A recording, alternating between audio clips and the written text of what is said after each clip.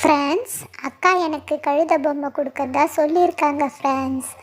அதுதான் எப்படி அது கூட விளையாடுறது அப்படின்னு யோசிச்சுட்டு இருக்கேன் ஃப்ரெண்ட்ஸ்.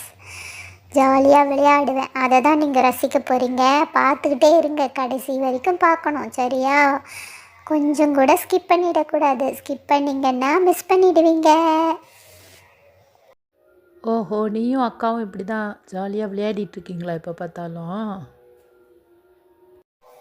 ஆமாம், நானும் அக்காவும் ஜாலியாக விளையாடுவோம். எனக்கு கழுத பொம்மை கொடுப்பாங்க, பால் கொடுப்பாங்க.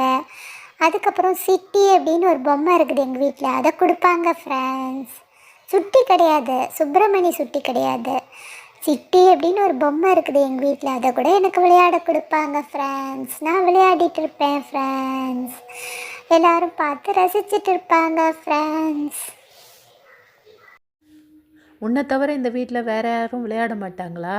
சுப்பு ப்ளஸ் ஓரோ, வெள்ளச்சி, அதுக்கப்புறம் பிளாக்கி ஒன்று வருமே, அவங்கெல்லாம் விளையாட மாட்டாங்களா? இல்லது விளையாட தெரியாதா அவங்களுக்கெல்லாம்? சுப்பு கொஞ்சம் மேஜிக்கெல்லாம் காமிச்சிட்டு இருந்தான். அதாவது பல்ட்டியெல்லாம் அடிப்பான், பாட்டு பாடினா வாலாட்டுவான். ப்ரீவியஸ் வீடியோவில் பார்த்தீங்கன்னா தெரியும் ஃப்ரெண்ட்ஸ். ஆனால் என்ன அளவுக்கு யாரும் இல்லை ஃப்ரெண்ட்ஸ். லிட்டி த கிரேட் இல்லை, எப்பயும் என்ன அளவுக்கு யாரும் கிடையாது. நான் தான் ரொம்ப என்டர்டெயின்மெண்ட்டு. நான் தான் என்டர்டெயின்மெண்ட்டோட பேக்கேஜே நான் தான்.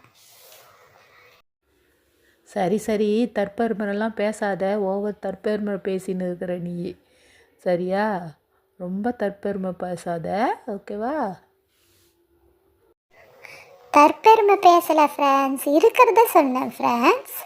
எனக்கு இந்த திறமைகளாக இருக்குது அப்படின்னு நான் சொன்னால் தானே ஃப்ரெண்ட்ஸ் தெரியும் எல்லாருக்கும். பின்ன தெரியுமா ஃப்ரெண்ட்ஸ்? அங்கீகாரம் கிடைக்காது இல்லை ஃப்ரெண்ட்ஸ். ஒரு சிலருக்கு ஓவர் அங்கீகாரம் கிடைக்குது ஃப்ரெண்ட்ஸ்.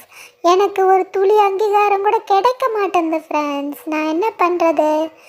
ஓவர் அங்கீகாரம் ஒரு சிலருக்கு கிடைச்சிடுது, அவங்க லக்கு. பட் எனக்கு துளி கூட அங்கீகாரம் கிடைக்க மாட்டேங்குது, அது என்னோடய பேட் லக்கு.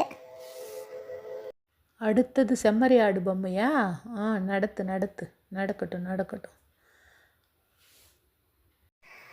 ஆமாம் ஃப்ரெண்ட்ஸ், அடுத்து செம்மறி ஆடு பொம்மை குத்தாங்க ஃப்ரெண்ட்ஸ். அது கூட கொஞ்ச நேரம் விளையாடினேன். கழுத கூட கொஞ்ச நேரம், செம்மறி ஆடு பொம்மை கூட கொஞ்ச நேரம். இந்த லிட்டியோட பொழுது எப்படி ஜாலியாக போகுது பார்த்தீங்களா? அதுதான் ஃப்ரெண்ட்ஸ் லிட்டி த கிரேட்டு அப்படின்னு சொல்கிறது நான் அடிக்கடி. ஆனால் நீங்கள் என்னடான்னா கோச்சிக்கிறீங்க என்னை பற்றி சொன்னால். சரி லிட்டி, உன் கதையை மறுபடியும் கேட்குறோம்.